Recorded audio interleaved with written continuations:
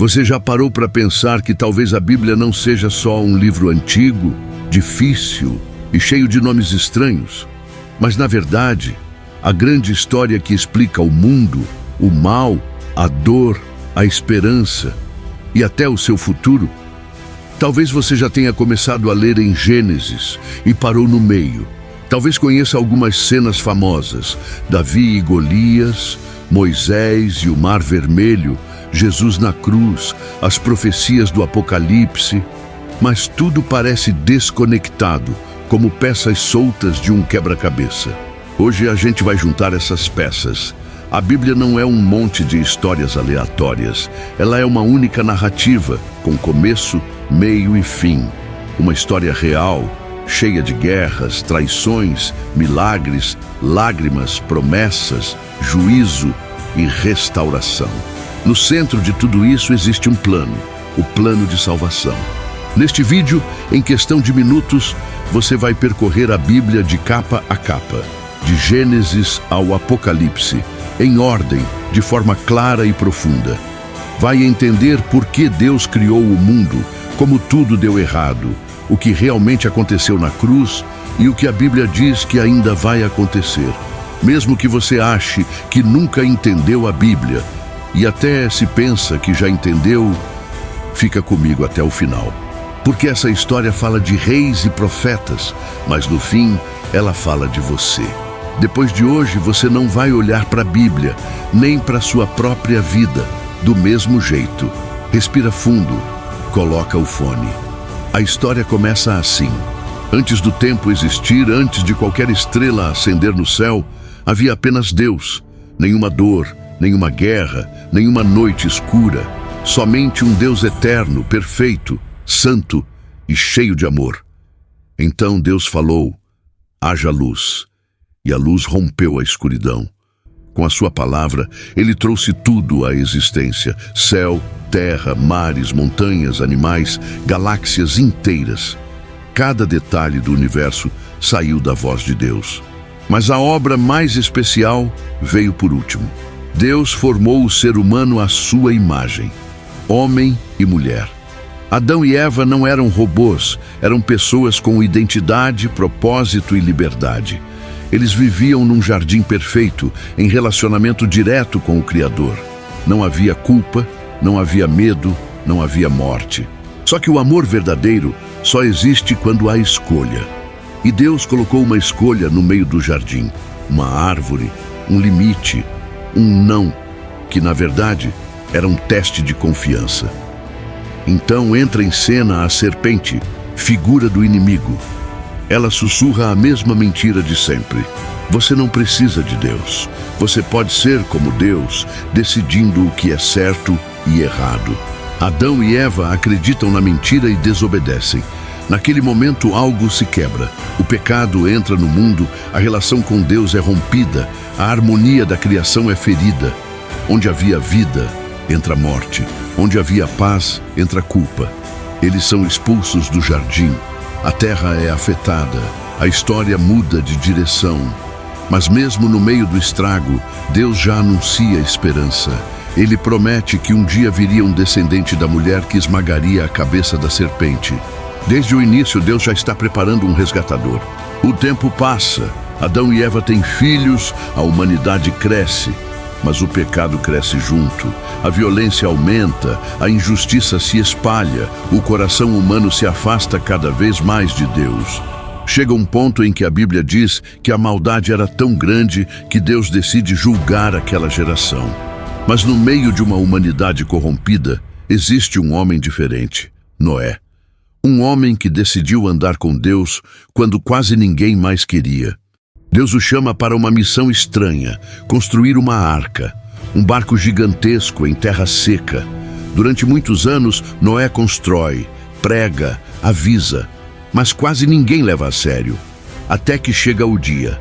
A chuva que nunca tinha vindo daquele jeito começa a cair. As fontes das profundezas se rompem. As águas cobrem tudo. Enquanto a terra é tomada pelo juízo, a arca permanece, carregando Noé, sua família e a oportunidade de um novo começo. Depois do dilúvio, as águas baixam, a arca repousa, Noé adora a Deus e Deus faz uma aliança. Promete que nunca mais destruirá a terra com um dilúvio e coloca o arco-íris como sinal visível dessa promessa. É como se Deus dissesse: eu levo o pecado a sério, mas também sou um Deus que dá uma saída. A arca não era só madeira e piche, era um sinal profético. Assim como havia um único lugar de salvação naquele juízo, há hoje um único caminho de salvação, que um dia será revelado em plenitude: Cristo. A história segue. Os descendentes de Noé se multiplicam de novo. Mas em vez de buscarem a Deus, eles decidem construir a própria grandeza. Uma cidade, uma torre que toque os céus, a Torre de Babel. É o símbolo do orgulho humano dizendo: vamos chegar ao céu com as nossas próprias mãos. Deus confunde as línguas, o projeto para, os povos são espalhados. Parece apenas caos, mas até ali Deus está conduzindo tudo. No meio das nações, ele já tem um plano. Vai levantar um homem, formar através dele uma nação separada, e dessa nação trazer o Salvador. Esse homem se chama Abraão. Ele não era perfeito nem super espiritual. Era alguém comum, vindo de uma família que adorava outros deuses. De repente, Deus o chama. Sai da tua terra, da tua parentela, vai para a terra que eu vou te mostrar. Farei de você uma grande nação. Em você serão abençoadas todas as famílias da terra. Abraão crê e obedece. Com esse sim, Deus começa um novo capítulo da história. Deus promete um filho para Abraão e Sara, mesmo quando os dois já são idosos. A promessa demora, a fé é testada, erros acontecem no caminho. Mas Deus cumpre o que diz. Nasce Isaque, o filho da promessa. Isaque tem 2 filhos, Esaú e Jacó. Deus escolhe trabalhar na linha de Jacó e muda seu nome para Israel. Jacó tem 12 filhos e deles surgem as 12 tribos de Israel. O plano está avançando, uma família se torna povo. Entre esses 12 filhos, um se destaca de forma especial: José. Por inveja, os irmãos o vendem como escravo para o Egito. Parecia o fim de um sonho. Mas o que parecia derrota era, na verdade, parte de um propósito maior. No Egito, Deus exalta José. De escravo e prisioneiro, ele se torna um líder importante. Quando a fome atinge a região, é José quem salva sua família e muitos outros. Israel muda-se para o Egito. Deus está preservando a linhagem da promessa, mesmo em terra estrangeira. Os anos passam. Aquela família que chegou pequena no Egito vira um povo enorme. Um novo faraó se levanta e, com medo daquele povo numeroso, escraviza Israel. 4 séculos de opressão, 400 anos de clamor. Deus, até quando? Deus responde levantando um libertador: Moisés. Moisés é poupado na infância, cresce no palácio, foge para o deserto e ali, diante de uma sarça que pegava fogo sem se consumir, Deus o chama de volta. A missão? Enfrentar o homem mais poderoso da época e dizer: deixa o meu povo ir. Faraó endurece o coração. Deus envia uma série de pragas, confrontando os deuses do Egito, até chegar à última noite, a Páscoa. Cada família de Israel deveria sacrificar um cordeiro e marcar as portas com o sangue. Onde o sangue estivesse, o juízo não entraria. Enquanto o Egito chorava seus primogênitos, Israel caminhava rumo à liberdade. O povo sai, mas o inimigo não desiste. Faraó persegue e Israel fica preso entre o exército e o mar, humanamente sem saída. Então, Deus abre o impossível. O mar se abre, o povo atravessa em terra seca, e quando os perseguidores tentam fazer o mesmo, as águas se fecham. No deserto, Deus guia o povo com coluna de nuvem de dia e fogo à noite. No Monte Sinai, ele faz uma aliança, entrega os 10 mandamentos, mostra seu caráter de justiça e santidade. Só que a lei também revela outro problema. O coração humano é inclinado à rebelião. Mesmo vendo milagres, o povo reclama, desobedece, cria ídolos. Então Deus institui o sistema de sacrifícios e o tabernáculo. Todos os dias, animais são sacrificados. O sangue derramado não remove de verdade o pecado, mas aponta para uma realidade futura. Era como uma sombra, um lembrete constante. Alguém perfeito ainda vai derramar seu sangue por vocês. Deus está ensinando que a libertação externa, sair do Egito, não basta. Ele quer libertar o coração. Depois de 40 anos no deserto, uma nova geração chega às portas da terra prometida. Moisés vê de longe, mas não entra. Deus levanta Josué para conduzir o povo. Eles atravessam o Jordão, veem as muralhas de Jericó caírem com um grito de fé. As tribos se espalham pela terra. Por um tempo, parece que a promessa está completa. Mas o problema do coração continua lá. Sem um líder firme, cada um passa a fazer o que acha certo. Surge um ciclo que se repete: pecado, opressão, clamor, livramento e pecado de novo. É o período dos juízes, homens e mulheres usados por Deus, como Débora, Gideão e Sansão. Mas o povo quer mais. Eles olham para as outras nações e dizem: queremos um rei também. Deus permite. O primeiro rei é Saul, alto, forte, mas desobediente. Então Deus escolhe um jovem pastor, quase esquecido no campo, Davi. Davi é longe de perfeito, mas tem algo diferente. Um coração que se volta para Deus. Ele vence gigantes, enfrenta guerras, erra feio, se arrepende profundamente. E Deus faz com ele uma promessa extraordinária. Da descendência de Davi viria um rei, cujo reino duraria para sempre. Depois de Davi vem Salomão. Ele constrói um templo magnífico. A sabedoria de Deus atrai reis de outros povos. Mas, já no fim da vida, o coração de Salomão se divide e o reino se parte em dois: Israel ao norte, Judá ao sul. Dois reinos, tantos reis, alguns tentando seguir a Deus, outros mergulhando na idolatria. O povo, pouco a pouco, se afasta da voz do Senhor. É nesse contexto que Deus levanta os profetas.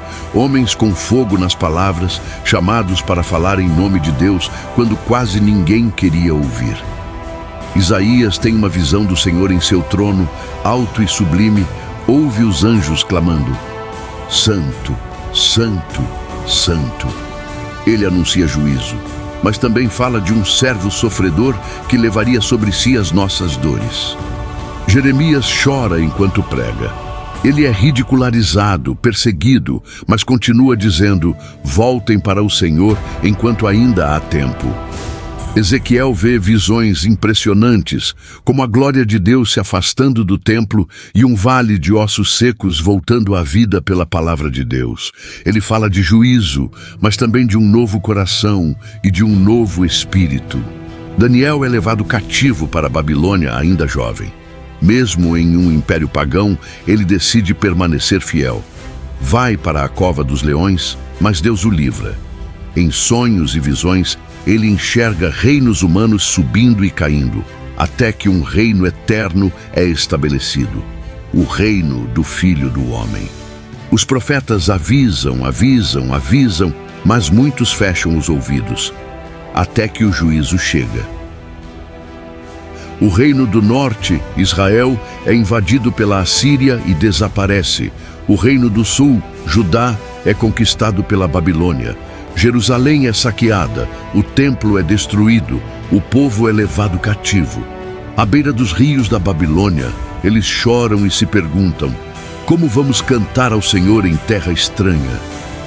Parecia o fim da história, mas não para Deus. Mesmo no exílio, ele continua falando. Promete trazer o povo de volta, fazer uma nova aliança, não escrita em pedras, mas gravada no coração. Promete derramar o seu espírito. Depois de 70 anos, um grupo volta para Jerusalém. Reconstroem o muro, reerguem o templo, mas algo ainda falta. A glória que enchia o primeiro templo não se manifesta do mesmo jeito. É como se tudo estivesse sendo armado para um encontro maior. Então, o céu fica em silêncio. Por cerca de 400 anos, não há profetas bíblicos nem visões registradas. O povo espera, mas o silêncio de Deus não é ausência, é preparação. Quando o tempo certo chega, Deus fala de novo, só que dessa vez não por meio de um profeta, mas por meio de um bebê. Numa pequena cidade chamada Belém, longe dos palácios, sem luxo, sem tapete vermelho, nasce Jesus. Ele não nasce em berço de ouro, mas numa manjedoura. Quem recebe a notícia primeiro não são reis, mas pastores comuns no campo. Os anjos anunciam: hoje na cidade de Davi nasceu o Salvador, que é Cristo, o Senhor. A palavra eterna de Deus se faz carne. O Criador entra na criação. Jesus cresce em sabedoria, trabalha, vive uma vida simples. Aos 30 anos, começa seu ministério público. Ele ensina, mas não como os religiosos da época. Ele diz coisas como: eu sou o pão da vida, eu sou a luz do mundo, eu sou o caminho, a verdade e a vida. Ninguém vem ao Pai a não ser por mim. Ele cura enfermos, liberta oprimidos, toca em pessoas que ninguém queria tocar, perdoa pecadores que a sociedade já tinha descartado. As multidões se aproximam, os desesperados encontram esperança. Mas nem todo mundo fica feliz. Os líderes religiosos se sentem ameaçados. O Império Romano observa com desconfiança. O povo se divide. Alguns o adoram, outros o rejeitam. Jesus não veio montar um exército político. Ele veio travar uma guerra invisível contra o pecado, a morte e o inferno. E ele sabia exatamente como essa guerra seria vencida. Desde o início, deixa claro que o Filho do Homem seria rejeitado, entregue, morto e ressuscitaria ao terceiro dia. Tudo caminhava para a cruz. Na última noite com os discípulos, Jesus faz uma ceia, parte o pão e diz: isto é o meu corpo, entregue por vocês. Depois, toma o cálice e declara: este é o meu sangue, o sangue da nova aliança, derramado para perdão dos pecados. Logo em seguida, ele é traído com um beijo, preso, levado às pressas diante de líderes religiosos que já tinham o veredito pronto, acusado com falsas testemunhas, ridicularizado, espancado. Colocam uma coroa de espinhos em sua cabeça, um manto sobre seus ombros e zombam: salve, Rei dos Judeus! Levado a Pilatos, o governador romano, Jesus é declarado inocente, mas a pressão da multidão pesa. Pilatos lava as mãos e o povo grita: crucifica, crucifica! Jesus carrega a cruz pelas ruas de Jerusalém, cai, é empurrado, sangra, e mesmo assim não profere maldição contra ninguém. No monte chamado Gólgota, pregam suas mãos e pés no madeiro. Ele é levantado entre o céu e a terra. Do lado de fora, parece só mais uma execução cruel. Mas do lado de dentro, algo infinito está acontecendo. Jesus está carregando sobre si o pecado da humanidade inteira. Cada mentira, cada injustiça, cada abuso, cada orgulho, cada medo, cada vergonha. Tudo isso ele assume na cruz. Ele ora: Pai, perdoa, porque eles não sabem o que fazem. Em um momento de profunda angústia clama: Deus meu, por que me desamparaste? Até que finalmente declara: está consumado. No mesmo instante, o véu do templo, aquela cortina grossa que separava o lugar mais santo, se rasga de cima a baixo. É como se Deus estivesse dizendo: o caminho está aberto. A terra treme, sepulturas se abrem.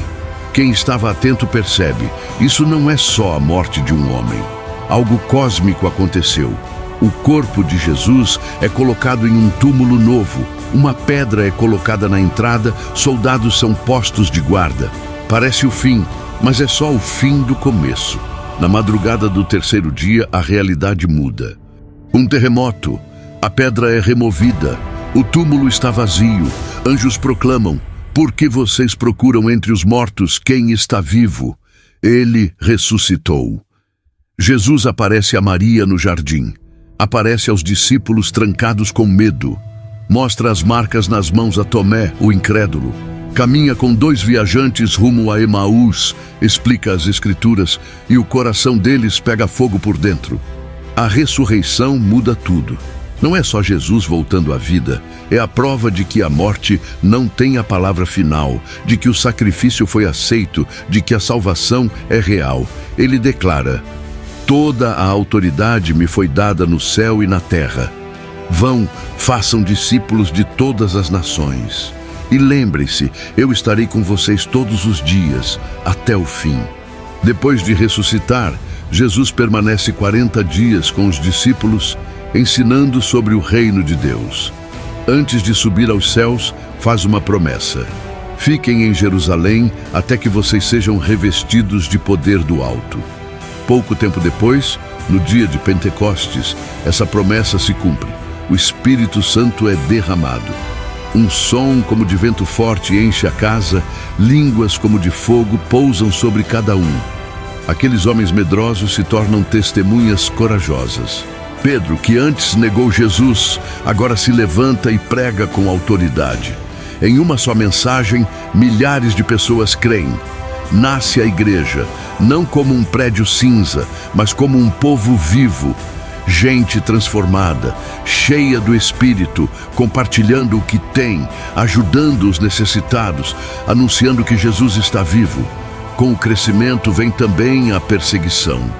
Estevão é apedrejado, Tiago é morto, muitos são presos. Mas quanto mais tentam calar a mensagem, mais ela se espalha. E é aí que aparece alguém improvável: Saulo de Tarso. Ele persegue cristãos com ódio, entra em casas, prende homens e mulheres, até que no caminho de Damasco uma luz o derruba. Ele ouve a voz de Jesus e sua vida vira do avesso. O perseguidor se torna pregador. Agora, como Paulo, ele leva o evangelho a cidades, povos, culturas diferentes. Enfrenta prisões, naufrágios, açoites, fome, frio, mas não desiste, porque sabe em quem creu. Ele escreve cartas para orientar, corrigir, encorajar as igrejas. Boa parte do Novo Testamento sai dessa caminhada. A mensagem da cruz atravessa fronteiras, sai de Jerusalém, vai para a Judéia, Samaria, chega a Roma, alcança o mundo. E séculos depois, essa mesma mensagem chega até mim e até você. Ainda hoje o mesmo Espírito atua, a mesma graça salva, o mesmo Cristo reina. O último livro da Bíblia não é apenas um filme de fim do mundo, é uma revelação. É isso que a palavra Apocalipse significa. O apóstolo João está exilado numa ilha chamada Patmos. Ali, ele recebe visões intensas, como se o céu se abrisse. Ele vê Jesus glorificado, olhos como chama de fogo, cabelos brancos como a neve, voz como o som de muitas águas. O mesmo Jesus que foi humilhado na cruz agora aparece como Rei de Glória. João vê mensagens sendo enviadas a 7 igrejas, representando a igreja de todas as épocas, com seus acertos, falhas, lutas e promessas. Em seguida, ele vê o trono de Deus, relâmpagos, trovões, adoração sem cessar. Seres celestiais clamam: Santo, Santo, Santo é o Senhor Deus Todo-Poderoso.